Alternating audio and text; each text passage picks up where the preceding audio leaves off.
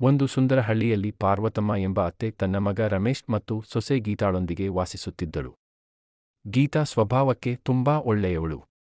ಅವಳು ದಪ್ಪಗಿದ್ದರೂ ಎಲ್ಲರೊಂದಿಗೆ ಪ್ರೀತಿಯಿಂದ ಮಾತನಾಡುತ್ತಿದ್ದಳು. ಆದರೆ ಪಾರ್ವತಮ್ಮಗೆ ಒಂದು ಕೆಟ್ಟ ಗುಣ ಇತ್ತು. ಅವಳಿಗೆ ಚಿನ್ನದ ಒಡವೆಗಳ ಮೇಲೆ ತುಂಬಾ ಆಸೆ ಇತ್ತು.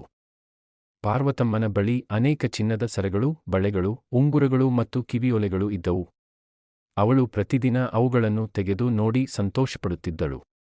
ಯಾರಾದರೂ ಮನೆಗೆ ಬಂದರೆ ತನ್ನ ಒಡವೆಗಳನ್ನು ತೋರಿಸಿ ಹೆಮ್ಮೆಪಡುತ್ತಿದ್ದಳು.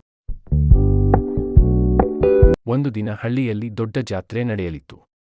ಗೀತಾ ಕೂಡ ಜಾತ್ರೆಗೆ ಹೋಗಲು ಸಿದ್ಧಳಾದಳು. ಅವಳು ತನ್ನ ಮದುವೆಯ ಸಮಯದಲ್ಲಿ ತಂದಿದ್ದ ಸುಂದರವಾದ ಚಿನ್ನದ ಹಾರವನ್ನು ಧರಿಸಿದಳು. ಅದನ್ನು ನೋಡಿ ಪಾರ್ವತಮ್ಮನ ಮನಸ್ಸಿನಲ್ಲಿ ಅಸೂಯೆ ಹುಟ್ಟಿತು. ಅದು ತುಂಬಾ ಚೆನ್ನಾಗಿದೆ. ನನಗೆ ಕೊಡು, ನಾನು ಧರಿಸುತ್ತೇನೆ ಎಂದು ಪಾರ್ವತಮ್ಮ ಹೇಳಿದಳು. ಗೀತಾ ವಿನಯದಿಂದ, ಅಮ್ಮ, ಇದು ನನ್ನ ತಾಯಿಯವರು ಮದುವೆಯಲ್ಲಿ ಕೊಟ್ಟ ಉಡುಗೊರೆ. ಜಾತ್ರೆ ಮುಗಿದ ಮೇಲೆ ನಿಮಗೆ ಕೊಡುತ್ತೇನೆ ಎಂದಳು. ಆ ಮಾತು ಪಾರ್ವತಮ್ಮಗೆ ಇಷ್ಟವಾಗಲಿಲ್ಲ. ಈ ಮನೆಯ ಎಲ್ಲ ಒಡವೆಗಳು ನನ್ನದೇ. ನೀನು ನನಗೆ ಕೊಡಲೇಬೇಕು ಎಂದು ಕೋಪದಿಂದ ಹೇಳಿದಳು. ಆ ದಿನ ಇಬ್ಬರ ಮಧ್ಯೆ ಸಣ್ಣ ಜಗಳ ಶುರುವಾಯಿತು.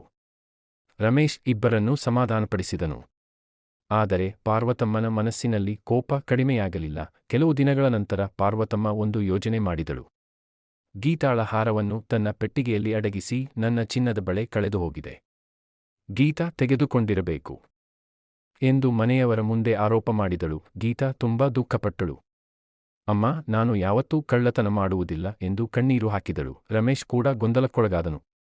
ಅವನಿಗೆ ತನ್ನ ಹೆಂಡತಿಯ ಮೇಲೆ ನಂಬಿಕೆ ಇತ್ತು. ಆದರೆ ತಾಯಿಯ ಮಾತನ್ನು ನಿರ್ಲಕ್ಷ್ಯ ಮಾಡಲಾಗಲಿಲ್ಲ. ಕೆಲವು ದಿನಗಳ ನಂತರ ಹಳ್ಳಿಯ ದೇವಸ್ಥಾನದಲ್ಲಿ ವಿಶೇಷ ಪೂಜೆ ನಡೆಯಿತು.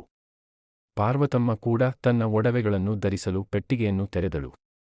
ಆಗ ಎಲ್ಲರಿಗೂ ಆಶ್ಚರ್ಯವಾಗುವಂತೆ ಗೀತಾಳ ಹಾರವು ಅದೇ ಪೆಟ್ಟಿಗೆಯಲ್ಲಿ ಸಿಕ್ಕಿತು. ಅದನ್ನು ಕಂಡು ರಮೇಶ್ ಕೇಳಿದನು, ಅಮ್ಮ, ಈ ಹಾರ ನಿಮ್ಮ ಪೆಟ್ಟಿಗೆಯಲ್ಲಿ ಹೇಗೆ ಬಂತು? ಪಾರ್ವತಮ್ಮ ಗಾಬರಿಯಾದಳು. ಅವಳು ಸತ್ಯವನ್ನು ಮರೆಮಾಡಲು ಪ್ರಯತ್ನಿಸಿದಳು. ಆದರೆ ಅಲ್ಲಿದ್ದ ನೆರೆಹೊರೆಯವರು ಕೂಡ ಎಲ್ಲವನ್ನೂ ಗಮನಿಸುತ್ತಿದ್ದರು. ಕೊನೆಗೆ ಪಾರ್ವತಮ್ಮ ತನ್ನ ತಪ್ಪನ್ನು ಒಪ್ಪಿಕೊಂಡಳು. ನನಗೆ ಒಡವೆಗಳ ಮೇಲೆ ತುಂಬಾ ಆಸೆ. ಅಸೂಯೆಯಿಂದ ಹೀಗೆ ಮಾಡಿದೆ ಎಂದು ತಲೆ ತಗ್ಗಿಸಿದಳು. ಗೀತಾಳಿಗೆ ನೋವಾಗಿದ್ದರೂ ಅವಳು ಕೋಪ ಮಾಡಿಕೊಳ್ಳಲಿಲ್ಲ. ಅಮ್ಮ, ಒಡವೆಗಿಂತ ಕುಟುಂಬದ ಪ್ರೀತಿ ದೊಡ್ಡದು. ನಾವು ಜಗಳವಾಡಿದರೆ ಮನೆಯಲ್ಲಿ ಸಂತೋಷ ಇರುವುದಿಲ್ಲ ಎಂದು ಶಾಂತವಾಗಿ ಹೇಳಿದಳು. ಗೀತಾಳ ಮಾತುಗಳನ್ನು ಕೇಳಿ ಪಾರ್ವತಮ್ಮನ ಕಣ್ಣುಗಳಲ್ಲಿ ನೀರು ತುಂಬಿತು. ತನ್ನ ಸೊಸೆ ಎಷ್ಟು ಒಳ್ಳೆಯವಳು ಎಂಬುದು ಅವಳಿಗೆ ಅರಿವಾಯಿತು. ಆ ದಿನದಿಂದ ಪಾರ್ವತಮ್ಮ ತನ್ನ ಕೆಟ್ಟ ಅಭ್ಯಾಸವನ್ನು ಬಿಟ್ಟಳು. ಒಡವೆಗಳ ಬಗ್ಗೆ ಹೆಮ್ಮೆಪಡುವುದನ್ನು ನಿಲ್ಲಿಸಿದಳು. ಗೀತಾಳನ್ನು ತನ್ನ ಮಗಳಂತೆ ನೋಡಿಕೊಳ್ಳಲು ಆರಂಭಿಸಿದಳು. ಕೆಲವು ತಿಂಗಳುಗಳ ನಂತರ ಗೀತಾಳ ಹುಟ್ಟುಹಬ್ಬ ಬಂದಿತು.